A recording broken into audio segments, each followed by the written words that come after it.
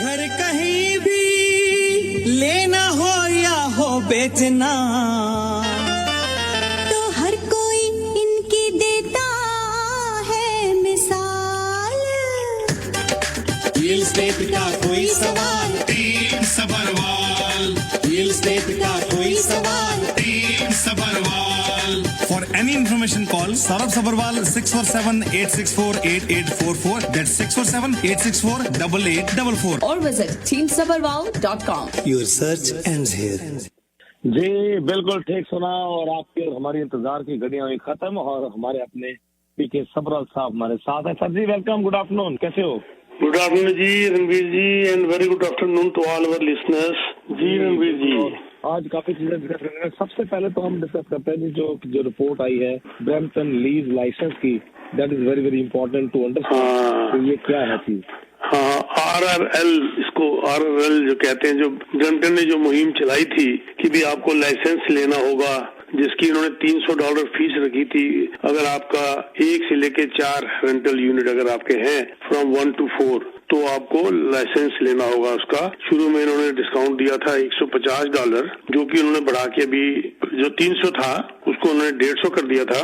अभी भी वो कह रहे हैं कि अगर आप 30 सितंबर तक रजिस्टर फीस भरते हो रजिस्ट्रेशन की, तो अभी भी 150 ही लेंगे, 50% डिस्काउंट मिलेगा। हाँ, 16 सितंबर को जो उन्होंने रिपोर्ट दी बड़ी एनकरेजिंग थी रणवीर जी। उन्होंने कहा कि एक तो उन्होंने 4700 इंस्पेक्शन करी इन दिनों में, 4700 इंस्पेक्शंस करी हैं, और 2200 उन्होंने लाइसेंस भी दिए हैं। 2200 को मजाक नहीं होता।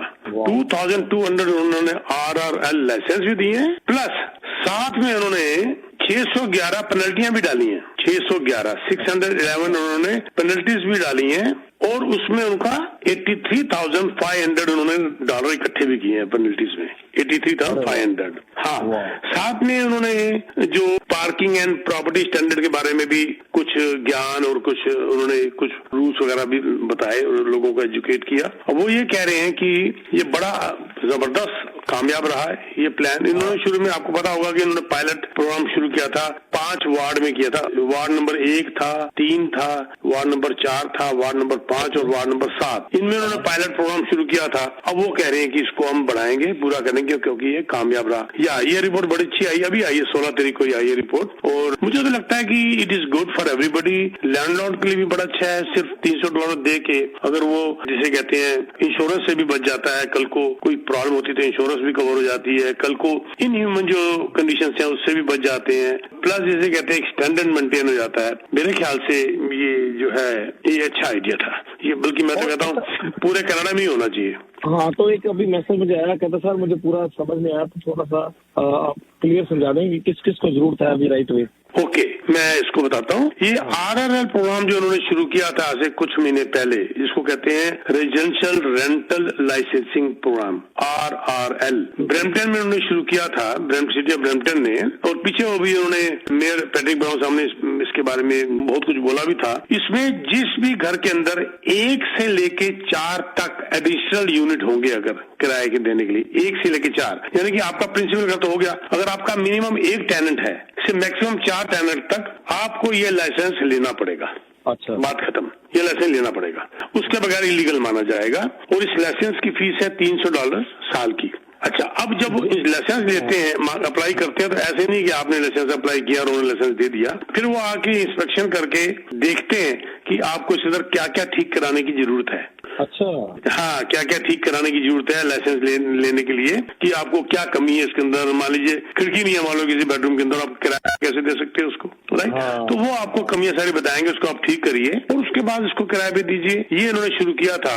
और इसमें मैंने जब आपको बताया कि 611 उन्होंने पेनल्टी लगाई, रैंडम कर रहे हैं चेक, ये नहीं कि हर घर घर जा रहे हैं, रैंडम वो चेक कर रहे हैं और चेक करके वो देख रहे हैं। और 4700 उन्होंने इंस्पेक्शन करी इन महीनों में। देखो 2200 उन्होंने लाइसेंस भी दे दिए, ये नहीं कि सिर्फ पैसा इकट्ठा करें, लाइसेंस भी बकायदा दिए उन्होंने। ठीक, तो ये प्रोग्राम जो ब्रैम्पटन में चल रहा था जी, उनको मतलब जो एक प्रॉपर्टी के अंदर डिफरेंट रूम्स रेंट पे देते हैं उनके लिए, एक प्रॉपर्टी के अंदर आपने मिनिमम अगर 1 टेनेंट रखा हुआ तो उनको लाइसेंस की जरूरत है। रूम का मतलब नहीं है, एक मिनिमम भी टेनेंट है आपके पास, एक फैमिली रह रही है, सिंगल रह रहा है, अगर आपके प्रिंसिपल होम में आपके अलावा एक मिनिमम टेनेंट है तो आपको लाइसेंस लेना होगा।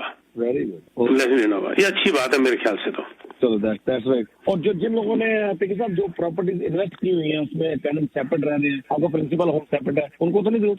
रेंट के लिए आपको लाइसेंस लेना है, बात खत्म। सीधी सी गल है। अगर रेंट पे दिया है तो लाइसेंस लेना है। अच्छा जी, यानी कि इसको लीगलाइज करना चाहते हैं लोग। अंडर द टेबल पैसे पकड़ रहे हैं, लोगों सरकार को टैक्स नहीं दे रहे, इनकम नहीं शो कर रहे, ये सब चीजों से हटना चाहते हैं वो, इन सब चीजों को क्लियर करना चाहते हैं वो। और प्लस अपना इनकम करिए, टैक्स दो, शो करो। बल्कि मैं कहता हूँ लैंडलॉर्ड के लिए खुद बड़ा अच्छा है, क्योंकि उनकी इंश्योरेंस में खतरा खत्म हो जाता है। कल को भगवान ना करे, खुदा न खास्ता कुछ आग लग जाए, कुछ हो जाए, इंश्योरेंस आपको पैसे ही नहीं देगी करके, तो आप भी तो सिक्योर हो जाते हो ना अगर आपके पास लाइसेंस आ जाता है तो। जी जी जी बिल्कुल जी। और पीके साहब से हम बातचीत कर रहे हैं, आपका कोई कंसर्न हो, क्वेश्चन हो, please give us a call in the studio 4169190008 और पीके साहब का नंबर है 6472994757। पर पीके साहब अब बात करते हैं जो हिस्टोरिक लो रिपोर्ट आई है सेल में, उसके बारे में आप क्या कहना चाहेंगे? हाँ देखो जी, जीटीए की अभी ये रिपोर्ट जो आई है, ये बिल्डिंग एसोसिएशन ने रिपोर्ट दी है।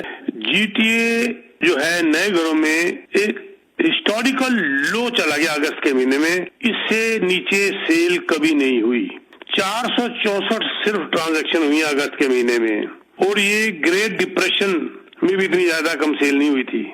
आप हिसाब लगा लीजिए। उनका ये मानना है, जब बात की गई बिल्ड के साथ, बिल्डिंग इंडस्ट्री डेवलपमेंट जो इनकी एसोसिएशन है, इनसे जब बात की गई तो वो कहते हैं कि एक तो घर इतने महंगे जो बना रहे हैं बिल्डर, दूसरा अफोर्ड ही नहीं लोग कर पा रहे, तीसरा अगर अफोर्ड कर भी पा रहे होते हैं मान लो, तो उनको लोन मिलना बड़ा मुश्किल हुआ पड़ा आजकल। और सबसे बड़ा कल्प्रिट पता किसको बता रहे हैं इसके अंदर? वो लोग आप हैरान हो जाएंगे, सरकार को। अच्छा। वो कह रहे हैं आप रणबीर जी हैरान हो जाओगे सुनकर, जब मैं पढ़ा मैं भी दंग रह गया। एक सिंगल फैमिली घर एवरेज $3,55,000 तो सिर्फ सरकार ले लेती है टैक्स उनसे और फीस।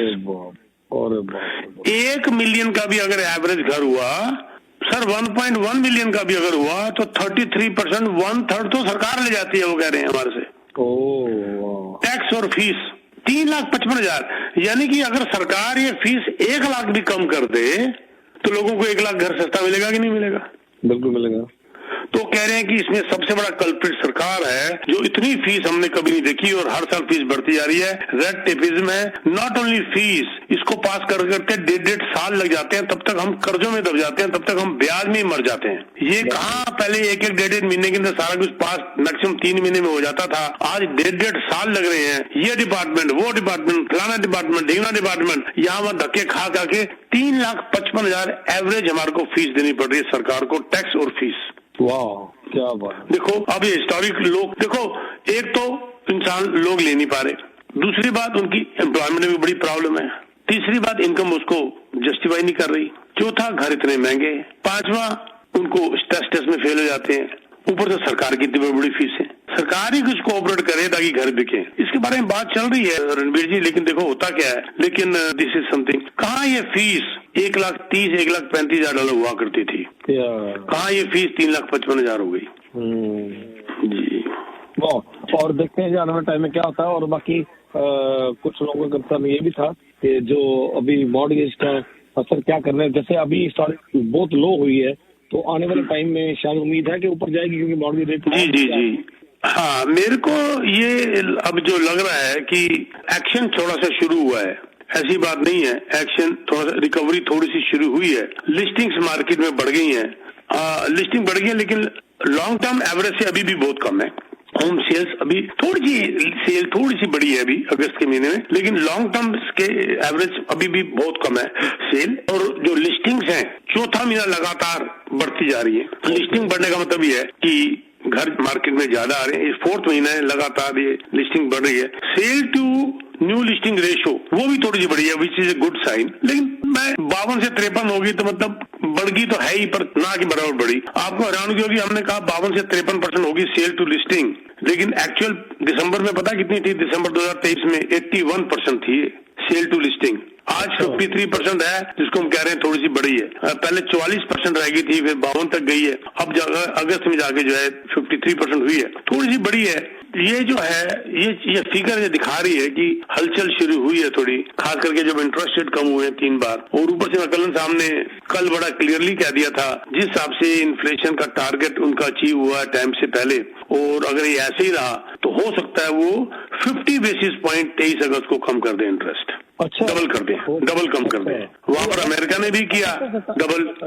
जी 23 अगस्त नहीं, शायद आई थिंक अक्टूबर, 23 अक्टूबर, हाँ 23 अक्टूबर, अभी सितंबर है ना जी। 23 अक्टूबर को जो उन्होंने 23 अक्टूबर को मेरे को शनि, उस दिन भी बुधवार ही है, तो 23 अक्टूबर को वो कह रहे अगर यही हालात रहा तो शायद डबल करना पड़े, क्योंकि वहां पर यूएस ने भी डबल कर दिया 50 बेसिस पॉइंट। एम्प्लॉयमेंट वहां की भी गलत आ रही है। हमारा डॉलर देख लो फिर स्ट्रांग हो गया, अब कल से डॉलर हमारा स्ट्रांग दिखा रहा है, कैनेडियन डॉलर थोड़ा स्ट्रांग हुआ है। तो हालात ये बन रहे हैं कि शायद 50 बेसिस पॉइंट और ज्यादा हो गए 50 बेसिस पॉइंट के आज के हिसाब से। कल क्या होगा पता नहीं। तो 3 बार ऑलरेडी कम हो चुका है, 7.2 प्राइम रेट से 6.45 आ चुका है। अगर एक 50 बेसिस पॉइंट और कम होता है और उसके बाद फिर 11 दिसंबर को फिर है। ये माना जा रहा है कि हमारा ओवरनाइट अगले साल तक 2 से लेकर 2.5% तक होने की उम्मीद है इंटरेस्ट जी। और एक तो सुंदर जी ने मैसेज किया है कि PK ji what do you think what's the basic cause of Canada's housing crisis, is it imbalance between housing demand and supply और एनीथिंग एल्स? बहुत ब्यूटीफुल क्वेश्चन है, यही रो रहे हैं जी, बिल्कुल ठीक है, इम्बैलेंस है जी, बिल्कुल इम्बैलेंस है। इमिग्रेंट बुलाई जा रहे हैं, 5-5 लाख रहने के लिए जगह नहीं है। अगर वो नहीं खरीद सकते किराए पे तो रहेंगे ना रणबीर जी, जब वो किराए पे रहेंगे तो उसके लिए भी तो घर चाहिए ना, तो फिर इन्वेस्टर घर खरीद लेता है। क्योंकि देखो अगर वो घर इमिग्रेंट नहीं खरीद पाते या स्टूडेंट कह लो उन्होंने किराए पे रहना है या इमिग्रेंट ने किराए पे रहना है शुरू में 2 साल 3 साल, तो घर अगर नहीं खरीद पाएंगे घर में तो रहेंगे ही ना, चाहे वो किराए के घर में रहे। अब वो किराए के घर में रहेंगे तो उसके लिए भी तो घर चाहिए ना, तो फिर इस इन्वेस्टर जो है वो मार्केट में आ जाता है। अब इसके ऊपर मैं आपको एक फिगर और दूं बड़ी इंटरेस्टिंग, ये बात ही हुई है इन्वेस्टर की, तो आपको सुन के हैरानगी होगी, इतनी जबरदस्त सेल कम होने के बाद इन्वेस्टर का रेशियो बढ़ गया है। अच्छा बताओ इसका। हाँ, पहले क्या था, मैं आपको 2020 से कंपेयर करता हूँ। 2020 के अंदर हर 5 ट्रांजैक्शन के अंदर कनाडा के अंदर एक होती थी इन्वेस्टर की। हर 5 ट्रांजैक्शन हुई प्रॉपर्टी की, उसमें एक ट्रांजैक्शन इन्वेस्टर की हो गई। ठीक है जी। सिर्फ 4 साल के बाद इतनी मार्केट गिरने के बावजूद भाई साहब 5 में से 1 इन्वेस्टर होता था, आज 3 में से 1 इन्वेस्टर है। अच्छा, 3 ट्रांजैक्शन में 1 इन्वेस्टर है।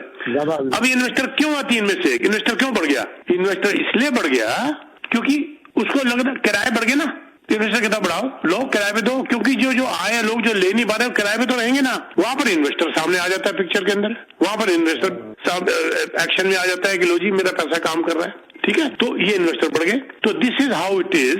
और ये जो है इन्वेस्टर्स की मार्केट, इन्वेस्टर ने 34% मार्केट को कैप्चर कर लिया, जो पहले 22% होता था। अच्छा, ओके। हाँ, तो इसका मतलब ये हुआ कि इन्वेस्टर अभी भी मार्केट में एक्टिव है, ऐसी बात नहीं है। बल्कि इन दोनों में मेरे घर ज्यादा बिके हैं, मेरे इन्वेस्टर को बिके हैं 95%। क्यों? कि this is the time to invest. आज मोटे मोटे डिस्काउंट मिल रहे हैं, रीसेल के अंदर प्राइसेस गिरे हुए हैं, सेलर जो है वो नेगोशिएट करने को तैयार है, बिल्डर बड़े बड़े इंसेंटिव देने को तैयार है।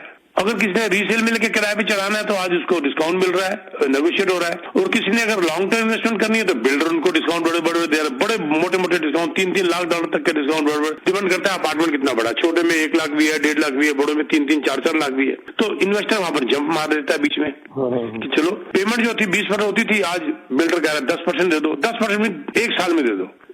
आप मेरे में ऐसी भी इन्वेस्टमेंट आई है जिसके अंदर आप 15% 3 साल में दो। अच्छा, तो इन्वेस्टर कहता है इससे अच्छी क्या बात हो सकती है।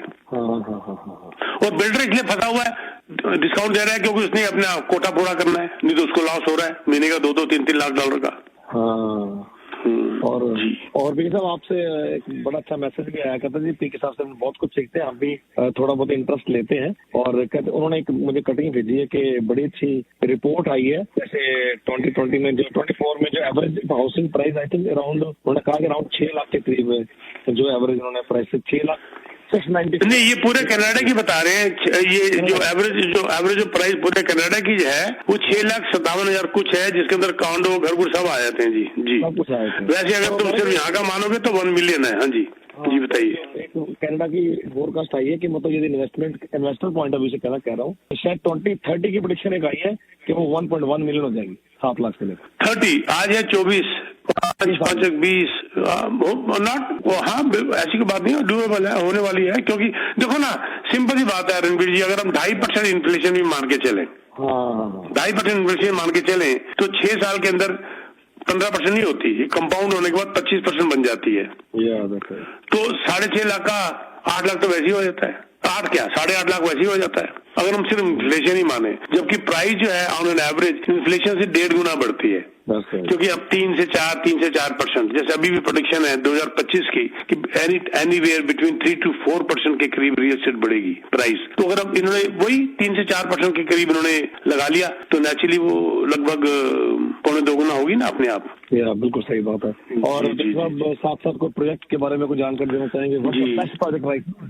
प्रोजेक्ट तो एक से एक अच्छे हैं जी हमारे पास, हैमिल्टन में, डाउनटाउन में, किशनर, लिंसी, पिकरिंग, जहाँ भी कही है, बेरी। लेकिन हमारे प्रोजेक्ट 400 से ऊपर हैं, लेकिन हम लोग ने क्या किया होता है, best of the best 5-7 project choose करके रखे होते हैं, जिसको जो सूट करता है उसको वही देते हैं। किसी को कोई प्रोजेक्ट सूट करता है, किसी को कोई सूट करता है, किसी की पॉकेट खुली है, किसी की तंग है, किसी का परिवार बड़ा है, किसी का छोटा है, किसी की इनकम कम है, किसी की ज्यादा है। तो हमने उनके हिसाब से कुछ best of the best project choose करके रखे होते हैं हैवी डिस्काउंट्स के साथ। तो उसके लिए आप हमें कांटेक्ट कर सकते हैं। रीसेल में भी अगर आपने लेना है तो आप हमें कांटेक्ट करिए। अभी पिछले हफ्ते हमने 2-3 घर बेचे हैं रीसेल में, बच्चे बड़े खुश हैं, तो आप हमें कांटेक्ट कर सकते हैं। बहुत बड़े बड़े डिस्काउंट्स हैं, बड़े बड़े इंसेंटिव्स हैं हमारे, और हमारी लाइफ लॉन्ग सर्विस तो हमेशा के लिए मशहूर है ही है। 647-299-4757। आई रिपीट 647-299-4757, और यू कैन विजिट teamsabarwal.com, वहां पर भी हमें कांटेक्ट किया जा सकता है। Also we are hiring agents, इसी नंबर पे कॉल करके हमें कांटेक्ट कर सकते हैं। ये हमारी